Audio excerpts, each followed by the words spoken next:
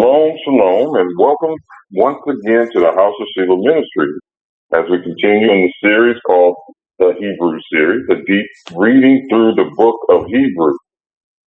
This is a lesson that we feel is very important, so I hope everybody enjoys it. It's sponsored by the House of Selah Ministries and presented by yours truly, Brother Andrew Bradley. We're going to continue in this series in chapter 6, where we left off discussing the veil, the forerunner, and so on. I'm going to reread those verses just to get us caught up, and then we're going to go ahead and continue in defining the importance of these words and why Paul, who I believe wrote the book of Hebrews, mentions them. All right? Hebrews 6, verse 17. I'm going to read these verses before we move to the next slide.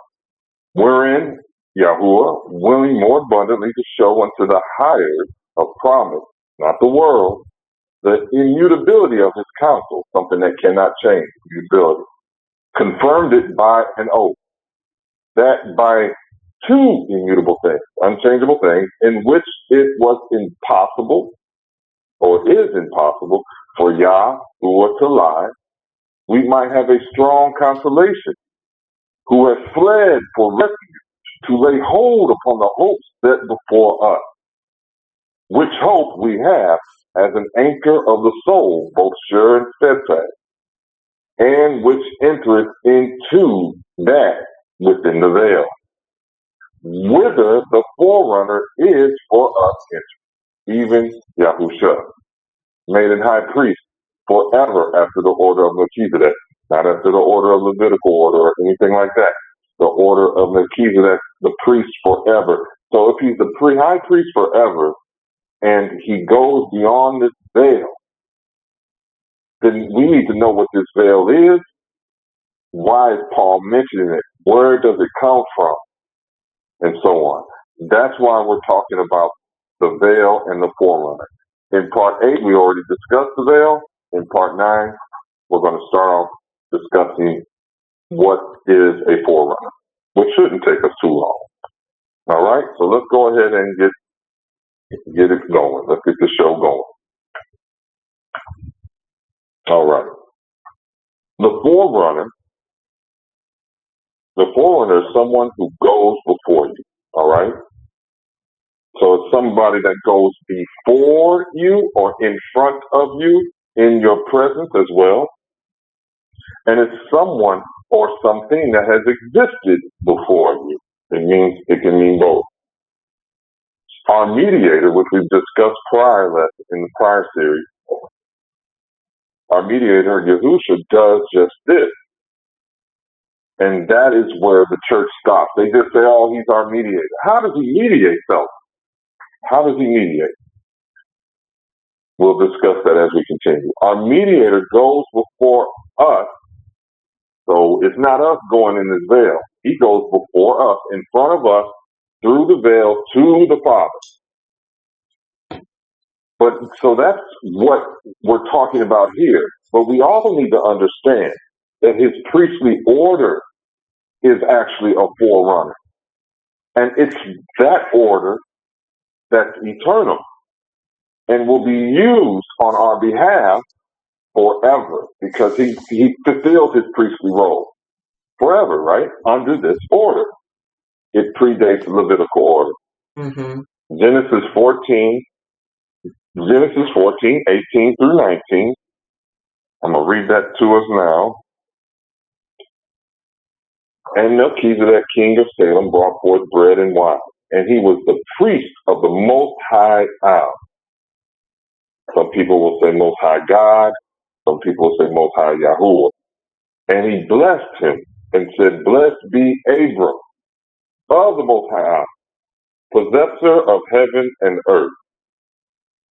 Melchizedek was the high priest of Yah. He was the high priest of Yah. And there was no other at this time. This priesthood predated the creation of the Levitical priesthood by many centuries. Yahusha is in the same order as Melchizedek. Okay? And we're going to see that order spoken of further along as we move in the book of Hebrews. Hebrews 7, verse 28, the oath made by Yah, which predated Levitical Order. It says that. We're going to get to that. But we sometimes with the book of Hebrews, you have to go a little forward because he presents things later on that supports the idea that he speaks to now. That is the nature of Paul's letters sometimes. He brings out something that requires several chapters of reading for you to get supporting and understanding of. In Hebrews 8, verses 5, the Levitical priests are a shadow of heavenly things. So it was never meant to be a permanent thing because a shadow is only an example or the semblance of the thing that casts it. So what we have seen in the Levitical Order is a similarity to what's done in the Shamayim or in heaven. And it was a way for us to learn what actually does go on in heaven, right? Mm-hmm. And Hebrews 10 and 1. Torah was a shadow of good things to come, and we'll describe that as well. So the written law that we have here on earth already existed in the Shamayim, in heaven, and it was just an example of the good things that are already set forth permanently in the kingdom in heaven. All right? I know I've said quite a bit right there, but I wanted everybody to hear that. And now let me read this. I think I have a good note here. The Levitical priesthood served unto an example and shadow of heavenly things. Okay, I've said that already, so we're good. We're good. Is there anybody that wants to add anything to this or have any points, questions? I just want to comment on the last bullet and saying I think that's an excellent point. You're showing that Torah was a shadow of good things to come. Just like the tabernacle, Moses' tabernacle was a shadow after the pattern that he saw the real tabernacle. So if Torah is a shadow, also that means that an actual law has to already exist in the Shamayim, in the heavens, for it to be a shadow here on the earth, just as the heavenly tabernacle, Moses got a blueprint from that and shadowed it, built it on the earth, and the one on the earth is the shadow of the real thing. So this is another proof that Torah is eternal. It has always been and will continue to be. So that's a good point. Thank you. And yes, ma'am, and that's so true, Minister White. Look at this. He's saying that not only is the Torah, but the priesthood as well. So you're telling me that this is going to be thrown away? That's something that he has in his own kingdom right now? Would you throw away something that's good enough to run the kingdom that Yah sits his throne down in? Think about that. We're literally throwing away something that governs his kingdom right now. That's why his judgments are so harsh for people who are lawless. The audacity of that. You know, it's pretty audacious. All right. Anybody else? All right, let's continue. So the forerunner is someone who goes before you. The mediator, our Messiah, does that. And he does that by going to the Father. He's the only one because he's the high priest that goes beyond the veil. We already discussed that behind the veil is the Holy of Holies, the one place that Yahuwah himself comes to visit, where he resides. And only the high priest could come in. And we discussed how in the Levitical order, the high priest was able to do this once a year on the Day of Atonement. Now the difference is Yahusha, being the son of Yah and the high priest after the original order of Melchizedek, I like to call it, because it predates Levitical priesthood, he does this on our behalf. And it doesn't necessarily have to be one day out the year now. All right, so thus the Melchizedek order predates the Levitical order, which we discussed. And it's based on the same Torah law. It's the same law. And we just demonstrate that the law that we have here, the written law that we've been given, is a shadow of what already exists in the Shamayim. So think about this. You cannot have a veil or door or way to the Father without Torah to govern the door. Think about that. We just told you that he goes beyond the veil. He goes beyond the veil. And Minister White can get, I know we've mentioned that verse, and I don't remember if we're going to bring it up. Let's hold tight. But there's a verse that Paul has written, and I believe it's Galatians, where he says that the law was given into the hand of a mediator, of our mediator. So he mediates according to that Torah, to that law. And because the description of the temple, the veil, and so on, and what's required to go beyond the veil is described in the law. If the veil exists in the Shamayim, then by default, you know the Torah being a shadow of a law, of the law, which is in the Shamayim, which is in heaven, then you know that the law exists still. And that means you cannot have a veil, a door, or a way to the Father without it. You cannot have it without it. Mm-hmm. Because the law governs the use of that door. Who can approach it and who can go through it. Because if there was no high priest, there will be no one going behind that veil. No one. That's why Yahuwah made him, his son, a high priest. Why? So he can go beyond the veil to be the mediator. Even in his, think about this. If Yah was not sensitive to his law and did not believe they were eternal and absolute, why was it even necessary to make his son a priest, a high priest? He could have just simply said, "Oh, you can come in. You can come beyond the veil. I don't care. You're my son." He made him a high priest because it's a requirement still. It's that type of honoring of his own word that makes it so extraordinary to me that we cannot say it's done away with. Without the laws of the priest, for the high priest, there will be no priestly order to things. And thus anybody can come in and out of place. Can you imagine if there was no priest in a Catholic church? Or any church. I'm using Catholic church because they have a lot of order and structure. Any church, though. Go to your basic Baptist church. You have a pastor and deacons and mothers. You think you're going to go in that church and do anything you want? Just walk up in there? No. If we give that much respect to our own places of quote-unquote worship, then you better believe the Father has it.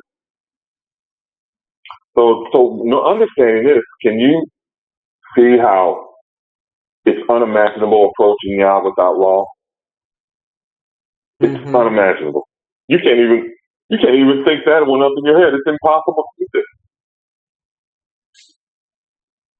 this. It's like trying to ride a bicycle to Mars. That's how likelihood you're going to see Yah without the law.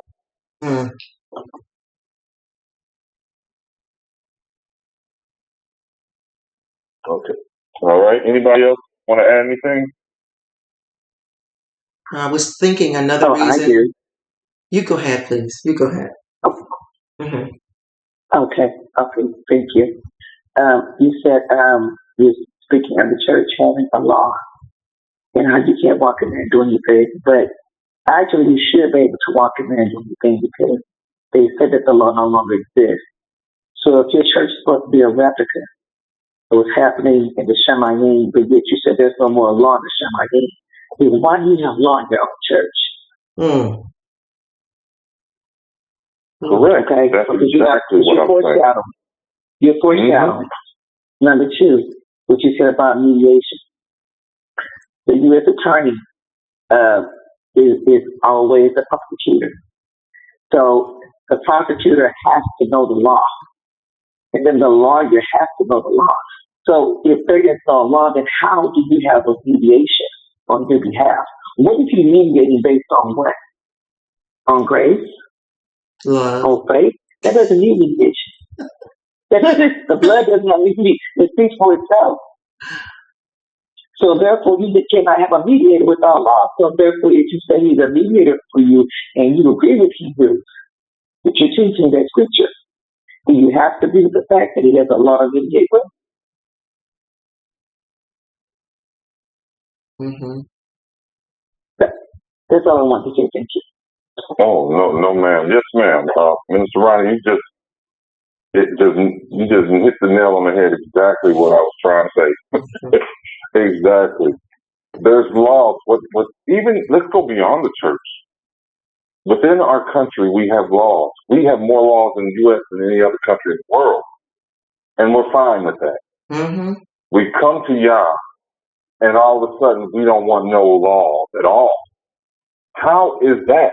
I might as well stay here on earth if I want to just and live my life if I want to stay in lawlessness, because this is what this already is. Bad, right?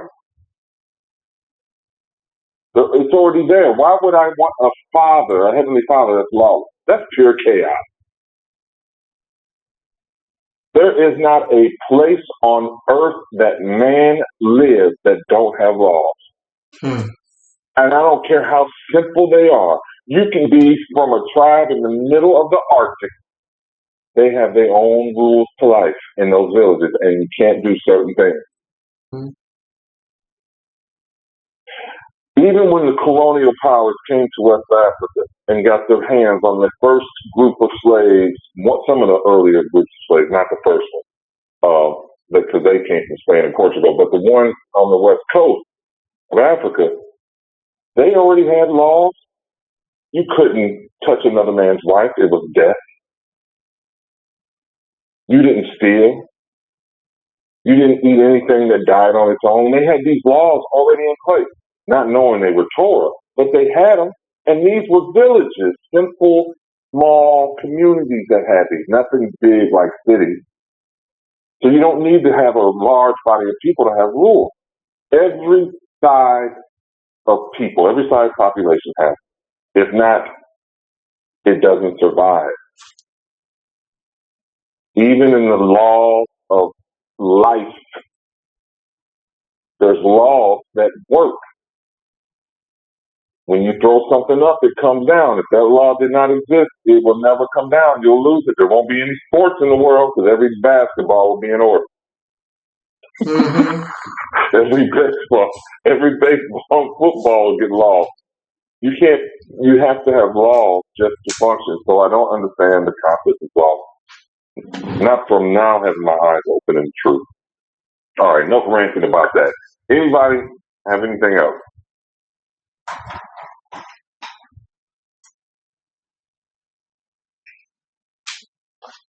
I just remembered. All right, well, let's continue. I just remembered. Oh, go ahead, Minister. I just wanted to point out, you said, you mentioned the various reasons why Yahusha is our high priest. And I want to add one more reason, and that is because there is a temple. And every temple needs a priest. Yeah. And high priest. Every one of them. Yes. So that's another reason why. So the temple in the Shamayim is not done away with. Because remember, the one on earth was just a shadow of the real one. So that's another reason why he is the high priest of that temple. Thank you, Brother Andrew. You're welcome. You're welcome. All right. Let's continue. So Yahusha is the forerunner forever because he was here from the beginning as well. So think about it. I said he's the forerunner because why? He's in the Melchizedek order. He's the high priest, the forerunner order, right? The Levitical order. But if Yahusha, think about this. If Yahusha has been eternal, always, and he was the forerunner always, he was already the high priest of the Melchizedek order before the Levitical order was created. You understand that, right? Mm-hmm. He was already in this role. So when he came to earth to do what he did, he was our high priest then. We didn't know it. He wasn't walking in that capacity per se, but he was, because he was our forerunner, and he was in the forerunner, the order of Melchizedek.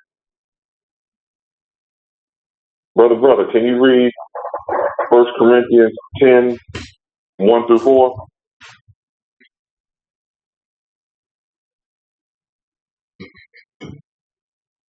First Corinthians 10, 1 through 4.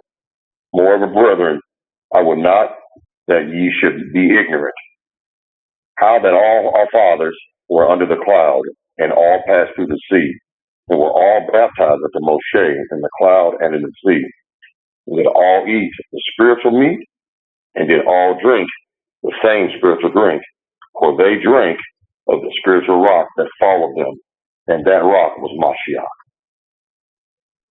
Mm-hmm.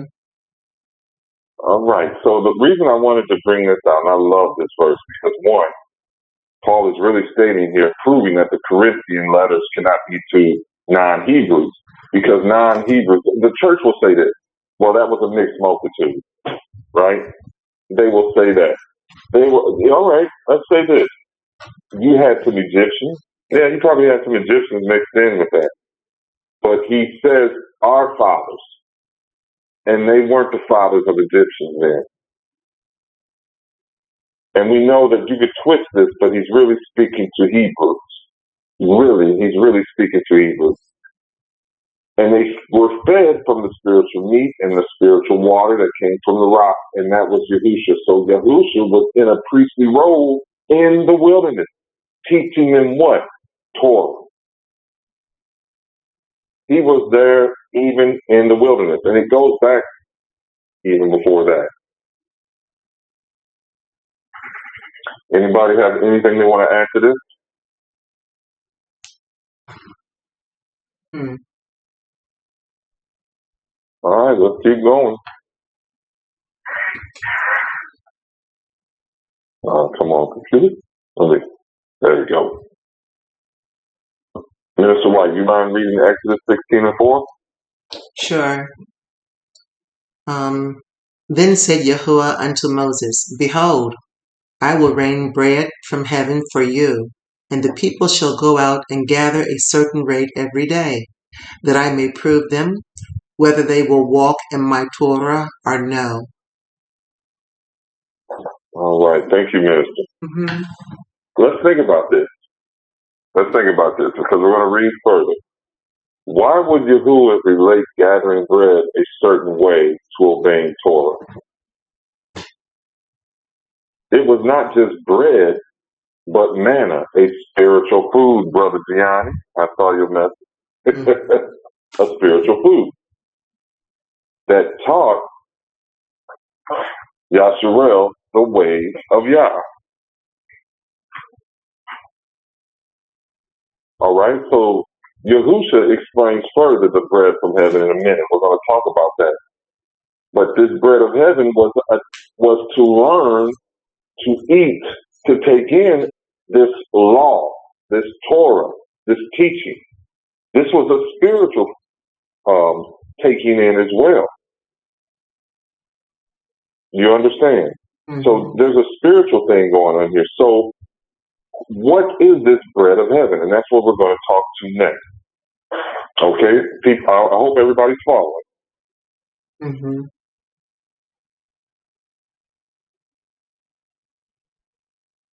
Any questions? I'd like to make a comment on one thing, and that is proof that Yahusha and the order of Melchizedek predates the Levitical priesthood. The proof of that can be found in Genesis chapter 14, when you see Abram tithing to the order of Melchizedek. That priesthood was already established even before Abram had given birth to any children.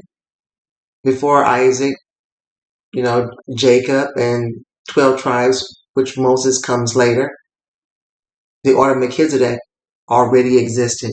So that's a scripture that provides validity to your statement. And one more thing, you asked me to look up about our scriptures, the Torah rather, being given in the hands of a mediator. That's in Galatians chapter 3 and verse 19. Excellent. I thought it was Galatians 3. Mm-hmm. Excellent. Thank you. You're welcome. That's right. So Minister White has pointed it out. He was here from the very beginning. And this bread that he was being feeding, it was coming from our Heavenly Father, which Paul points out. From Yahusha, which Paul pointed out in 1 Corinthians chapter 10, 1 through 4. Then in Exodus, which he spoke, that's what Corinthians was speaking to, Exodus 16, where in the wilderness they were being fed this manna. This was not simply bread. This was not simply some type of food. This was being taught. They were being taught in the wilderness the will of Yah from the high priest himself. He was there. All right? Mm-hmm. So let's go to the next slide and discuss this bread. Come on, computer. There we go. Sister Billy, can you read John 6, 26 through 29 for me, please? Yes.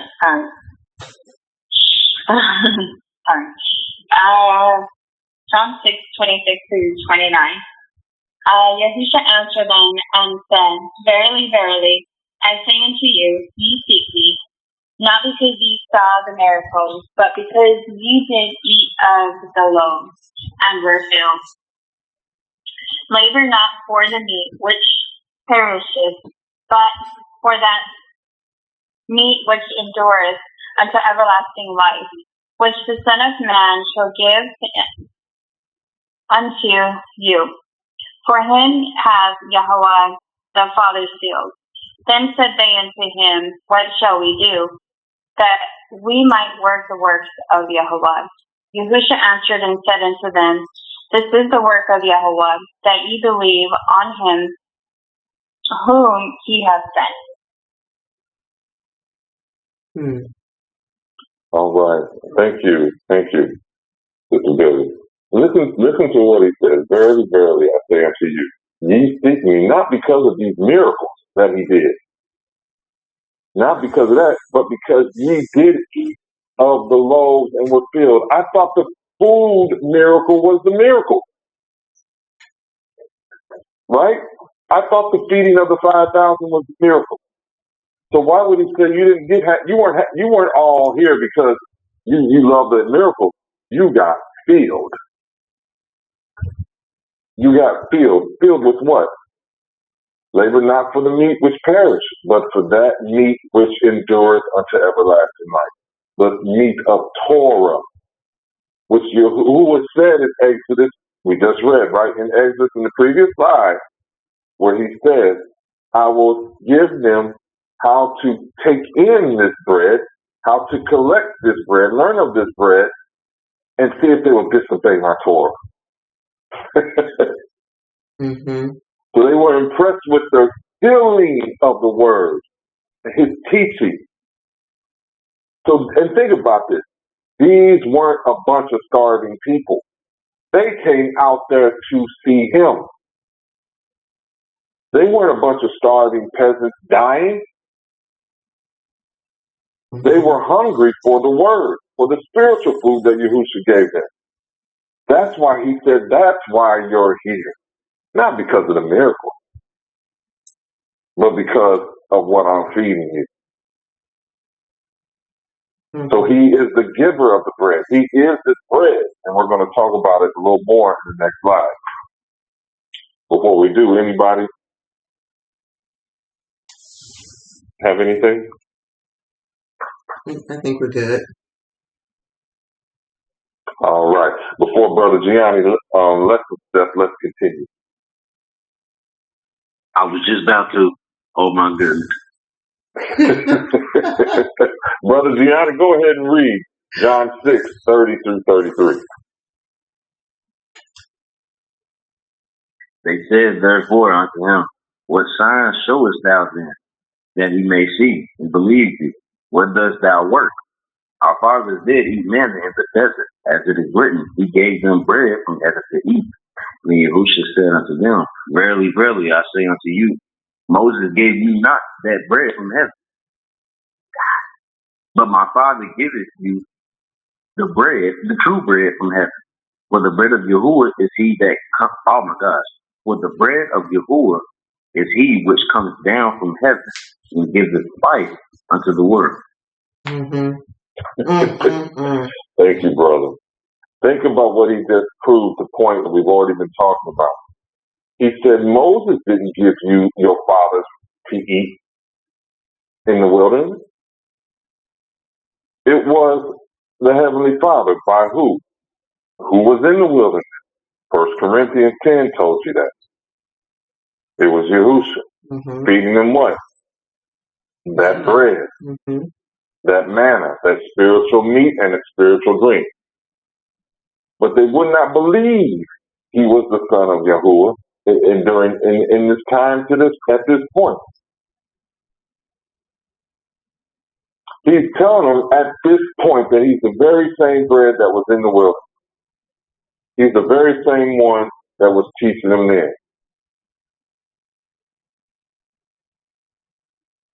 All right? Any questions, any asks?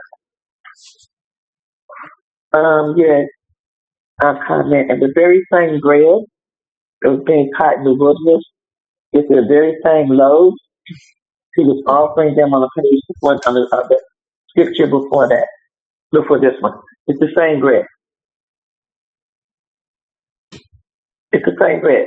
Nothing's changed. So what was he offering them? Torah.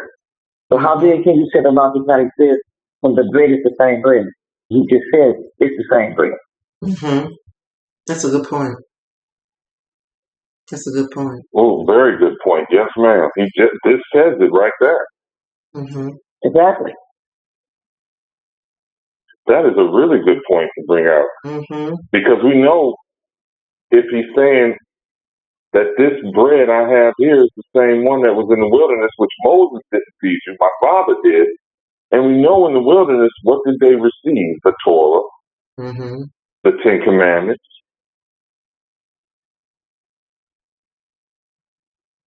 That's a good point. Very good, Minister. Thanks, sweetie. Anything else?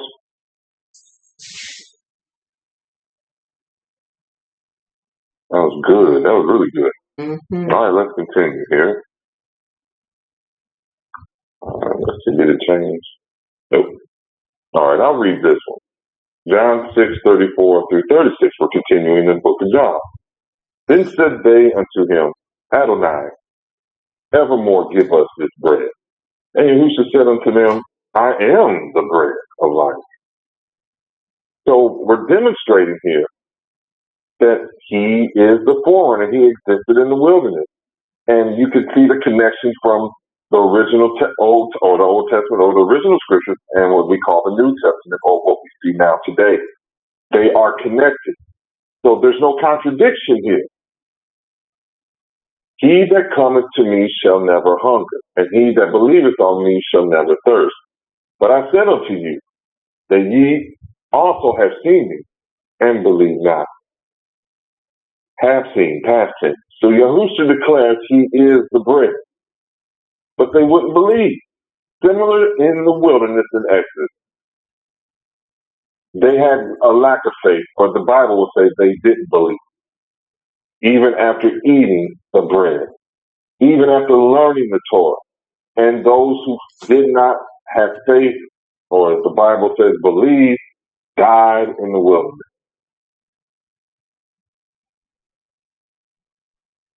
All right? Anybody else want to add anything? Any comments to this one? I think we're good. All right, let's continue. We got a little more John reading. Who hasn't read yet? Anybody else available to read? Please. Mr. Billy. Miss Ryan. Did she read? Oh, she did read. Oh, yes. No, she didn't read. Minister Ronnie, would you like to read? Are you available? Yes, that'll be fine. Yes, ma'am. Read John 6. Okay. Yes, ma'am. Okay. Verily, verily, I say unto you, he that believeth on me hath everlasting life. I am that bread of life. Your fathers did eat manna in the wilderness and are dead. This is the bread which cometh down from heaven. The man may eat thereof and not die. I am the living bread which came down from heaven. If any man eateth of this bread, he shall live forever. And the bread that I will give is my flesh, which I will give for the life of the world. Thank you, Minister Ronnie. Minister Ronnie. Sorry. Thank you. So the Father. Continue. Oh, no, ma'am. I got it. No, ma'am. No, ma'am. So the fathers who ate the spiritual bread did not obey it. Okay? You all can hear it. Everybody can hear? Yes.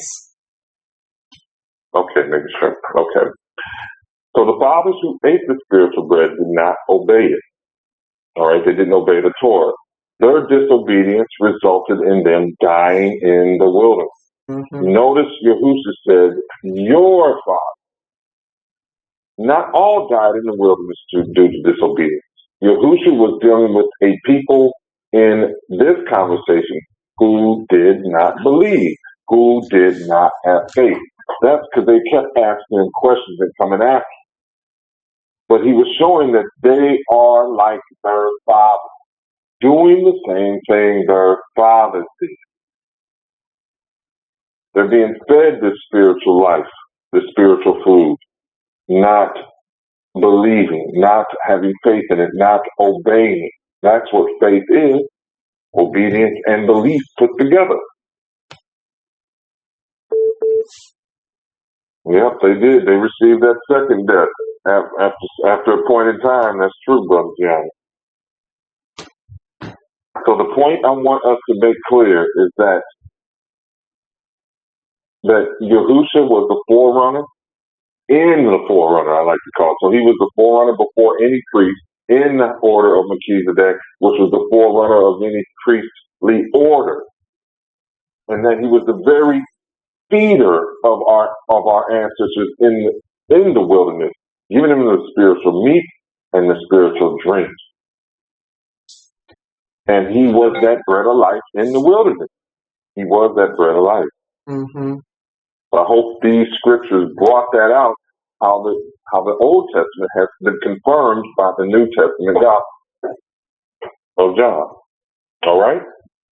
Mm-hmm. Okay. Anybody has any questions?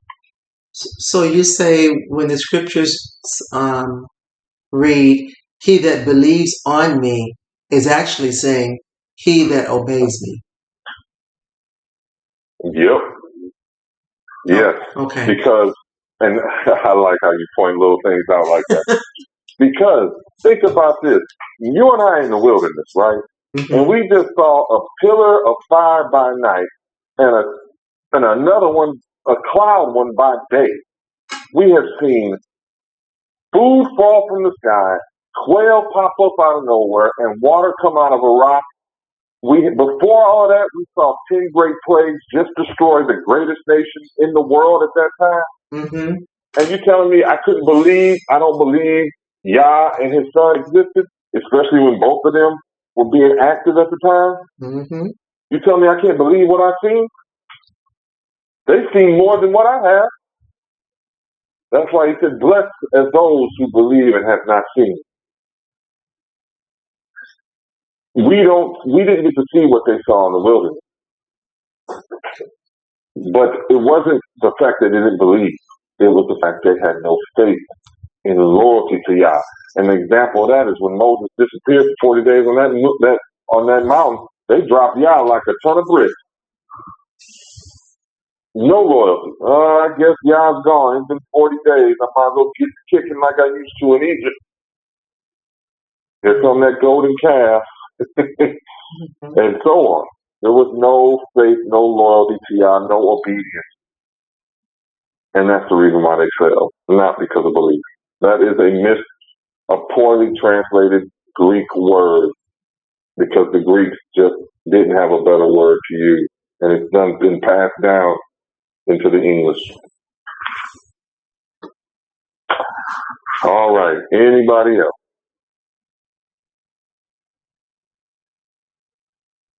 All right. Let's continue. So we're going to work on wrapping this section up. Why does Yahusha enter the veil? If the Torah is no more, then why go before Yahuwah within the veil? It doesn't make sense, right? We've already talked on this tonight. Going beyond the veil in his high priest role is the very act of mediation. To be the perfect atonement for mediation in accordance to Torah. And we will discuss this further when we get to Hebrews 8, 6 through 11. How do we know that Torah, here it is. There it is. I knew I had it, Mr. White. I just wasn't sure. How do we know that Torah was used by the Mashiach in the heavenly temple? Minister White gave us this verse, Galatians 3:19. Wherefore then serveth Torah? Why do we serve Torah then? Mm-hmm. Why? Because Torah, it was added because of our transgression, till the seed should come to whom the promise was made.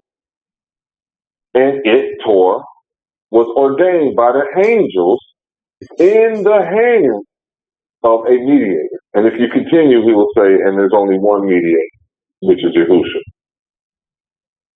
All right? Ordained is to be arranged, prescribed, or give order. Hand or share by me, or by me, you could say. So it was given by me of an angel into our heavenly, our mediator, our Yahusha. So in other words, Yahusha mediates by the Torah. Not some made up new law like the church likes to say, but Torah. Mm-hmm. Because the way the church gets around this being the actual Old Testament law, they'll say it's the law of the New Testament. Somehow Paul's letters contain laws that were new. That's what they're really telling you. That doesn't make sense either. All right. Anybody else? Anybody want to add anything? I'm sorry. I'd like to add one. I'd like to answer the question that you asked right there when it says, why enter the veil? Another reason he enters the veil is because there is a law that requires him to. That law is in the Old Testament, where it says that the blood of the sacrifice must be taken beyond the veil. It's taken to the mercy seat. Is placed on the Ark of the Covenant and placed before it. So Yahusha went beyond the veil because he is the atonement. His blood is the atoning blood for us. So he was satisfying the law when he did that.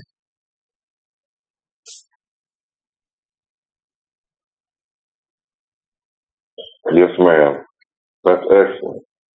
That's very true. And that speaks to some of the stuff we've spoken of earlier tonight, where you would not have a veil spoken of or even described in the Shamayim or in heaven if there was no law.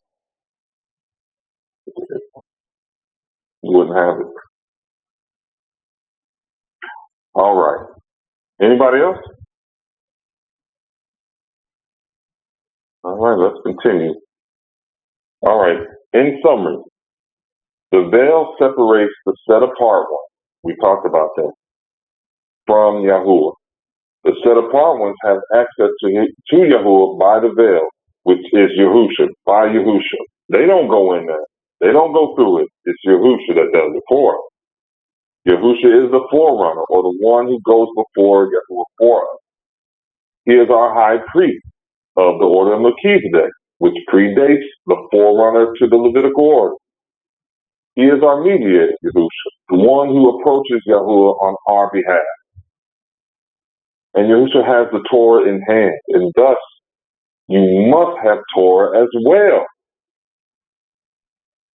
The veil and its purpose are governed by Torah, just like Minister White said.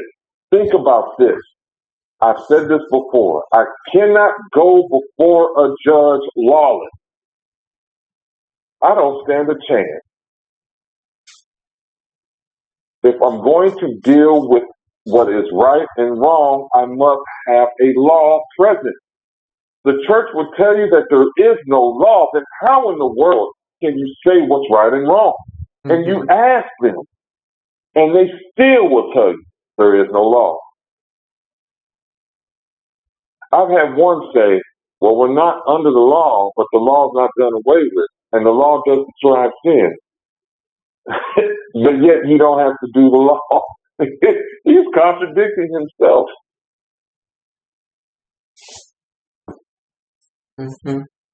All right?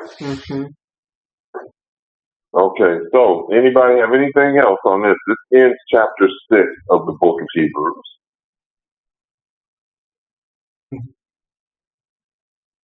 All right. Okay, we got about 10 minutes. So let's continue. Part 6 of this series, the order of Melchizedek now. So we've been talking about the high priest of the order of Melchizedek. Now we're going to specify this. The high priest Melchizedek is not of the Levitical order. Hebrews 7, 1 through 3. Brother, can you read that for me, please? Hebrews 7, chapter 7, verse 1 through 3.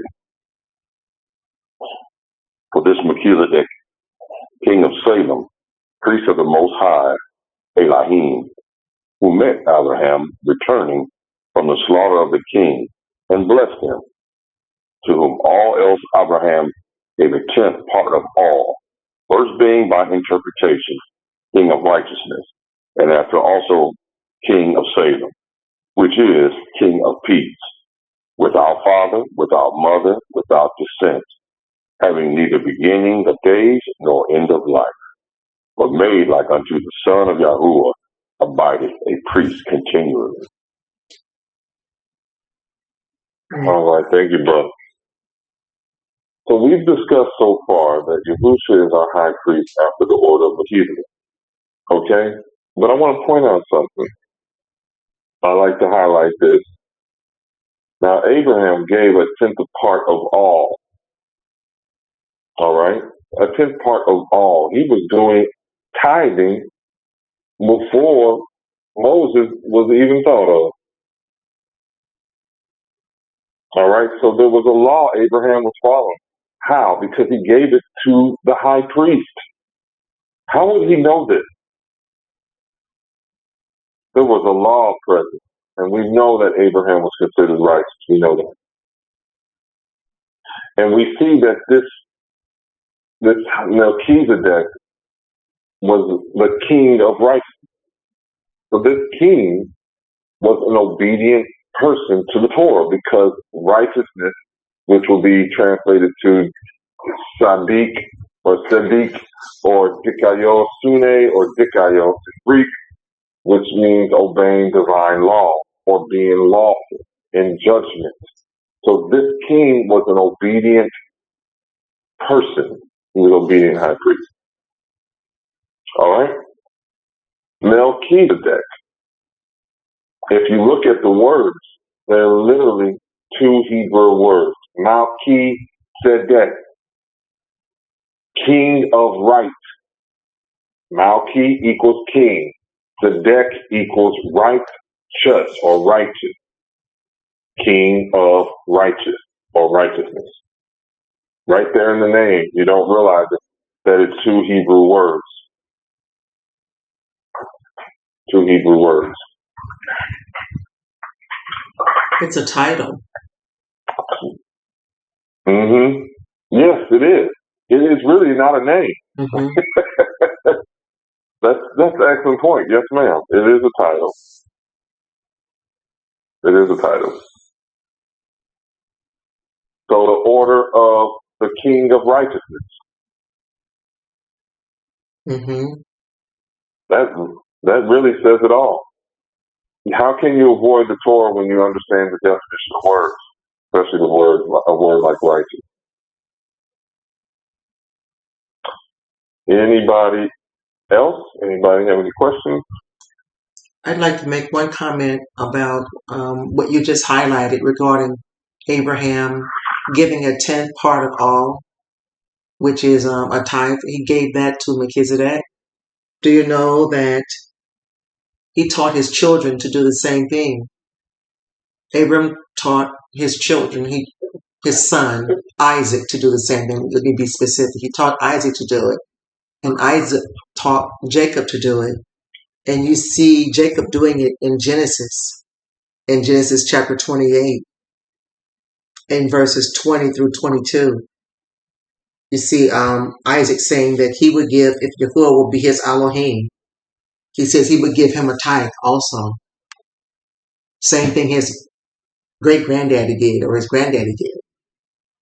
You see Jacob doing it too in Genesis 28, 20 through 22.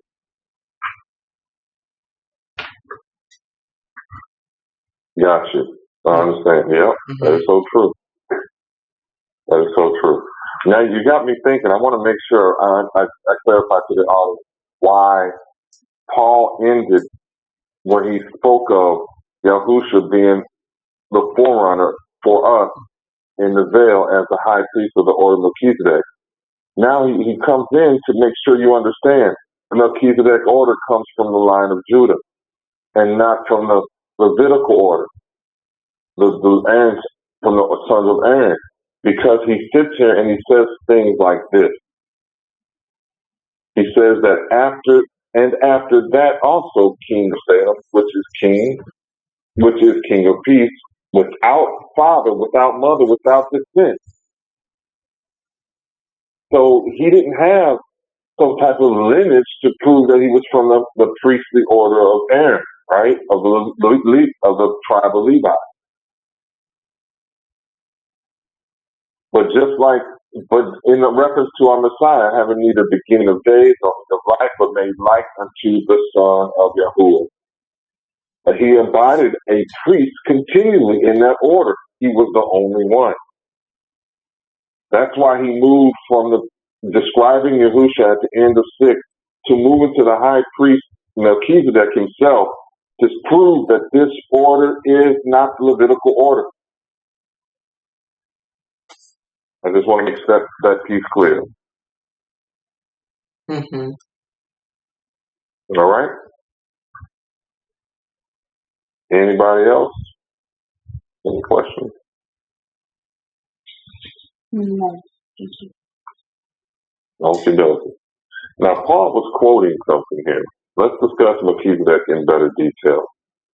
Genesis 14:18 through 20. Melchizedek, king of Salem, brought forth bread and wine. And he was the priest of the Most High Al, and blessed him and said, Blessed be Abraham of the Most High Al, possessor of heaven and earth.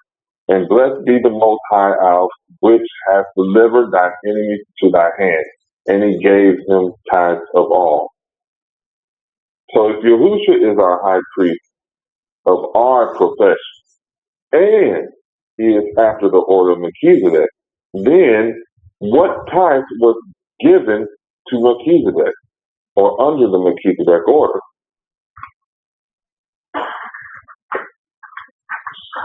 The 10th? Yes. What was it though? Right, it was definitely a tenth. But there was, what was it? It wasn't like he had a temple to throw it all in, or he was giving it to a whole bunch of Levitical priests that did the roles of Yah, did the service to Yah. If you think of it that way.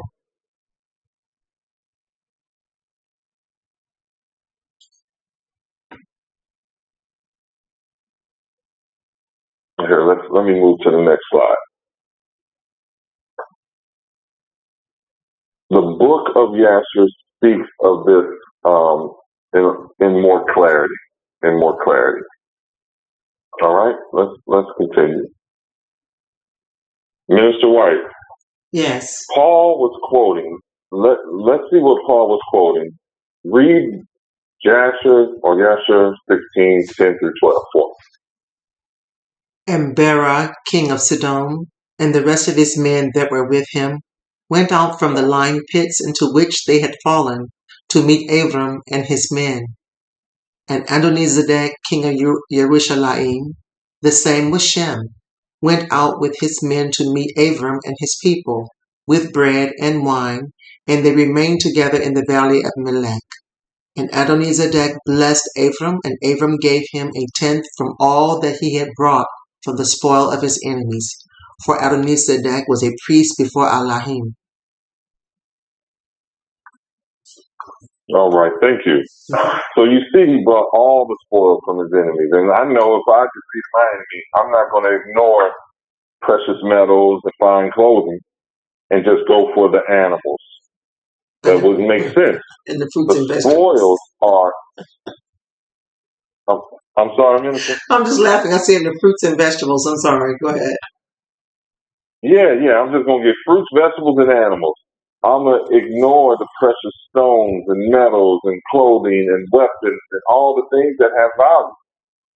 Spoils is animal, property, money, foods, and crops. He sent that to Melchizedek. This was being done. And if the order of Melchizedek is now, then guess what's required of us now? A tenth of our increase. Mm-hmm. Exactly.